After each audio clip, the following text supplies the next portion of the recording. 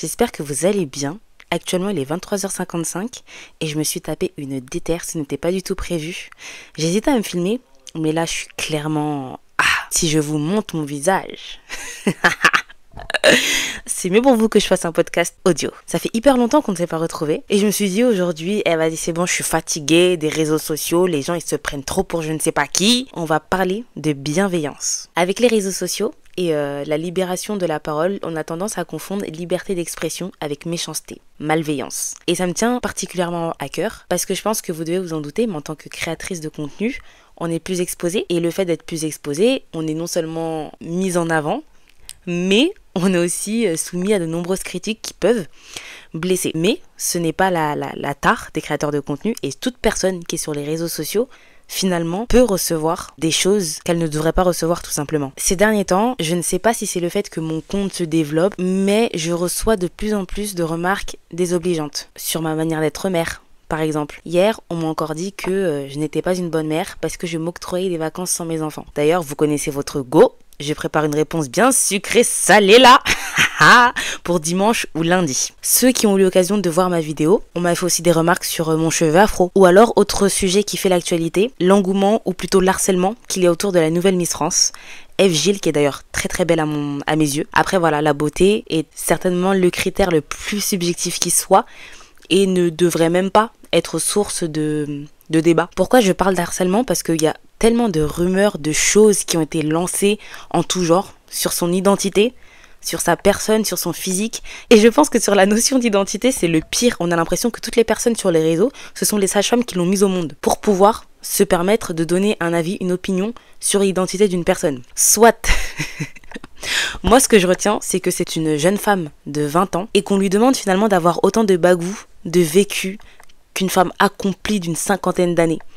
À croire qu'à 20 ans, vous, ou plutôt nous, étions toutes des femmes engagées, inspirables et inspirantes. Moi, pour ma part, à 20 ans, ma seule préoccupation, c'était quel alcool j'allais boire le soir et quelle tenue j'allais porter le lendemain.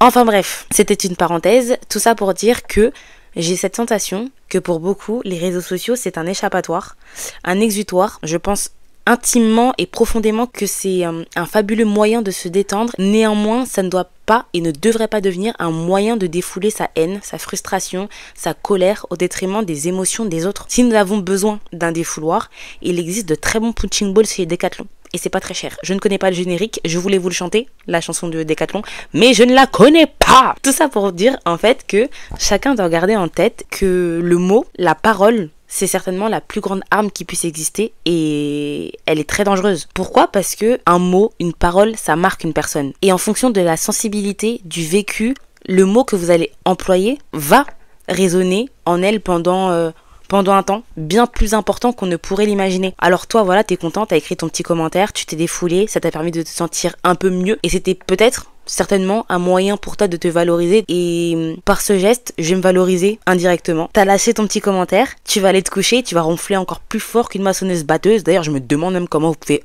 aussi bien dormir la nuit. C'est comme les gens qui doivent de l'argent. Je ne comprends pas comment tu peux devoir de l'argent à la terre entière, mais bien dormir la nuit. Enfin bref, mais la personne qui est destinataire de tes mots, elle va l'accueillir avec une force peut-être plus énorme que tu ne peux ne serait-ce imaginer. Chaque personne à qui on va écrire des méchancetés est dotée d'une âme, d'un cœur. On n'est pas dans The Walking Dead ici, c'est des humains. Genre les réseaux sociaux, c'est pas un monde parallèle, c'est pas un monde à part. Même si par moment on voit des choses, tu te dis sur quelle planète on est, mais la réalité est que ce n'est pas un monde parallèle, c'est la réalité, sauf que même si c'est virtuel et que finalement derrière un écran il y a une sorte de barrière en fait avec cet écran là, il faut garder en tête que c'est une personne qui lira, c'est pas un robot. On n'est pas dans, c'est même quoi la série sur le futur là, Black Mirror, voilà. Enfin bref, et j'en ai marre, mais vraiment j'en ai marre d'entendre, si tu ne veux pas recevoir de remarques, tu n'as qu'à pas t'exposer. En fait, demain, si je vois Sylvie et que je trouve qu'elle a des gros mollets encore plus gros que les miens, j'ai des jambes, on dirait des troncs de baobab, eh bien je ne vais pas aller la voir en lui disant je n'aime pas tes mollets, cache-les. Et je n'utiliserai pas non plus l'excuse si tu ne veux pas qu'on te critique, tu n'as qu'à pas sortir, ça n'a aucun sens. Ce n'est pas à la personne opprimée de s'adapter à la méchanceté et la frustration des gens. On met tout sur la liberté d'expression, mais non, ce n'est pas de la liberté d'expression, c'est de la méchanceté. Et puis en plus c'est simple. Quand on critique une personne, qu'est-ce que cela va nous apporter? Vraiment, je veux comprendre.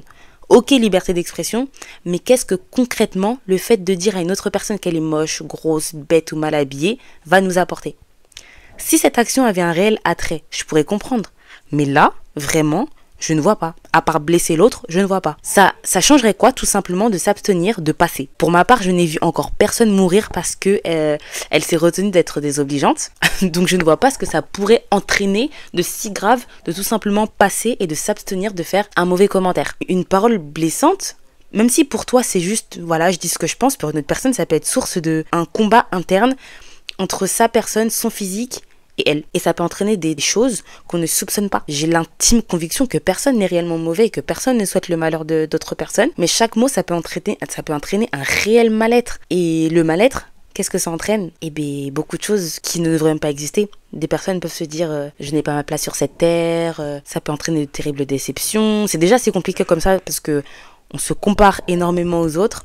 Mais quand on te dit en face que t'es moche, que ta vie est nulle, que t'es voilà, de la dépression, et tout simplement de remettre en question sa présence et sa légitimité à être sur Terre. Et moi, pour ma part, je ne pourrais pas dormir en ayant ça sur la conscience. Et je ne dis pas que je suis une sainte. Loin de là.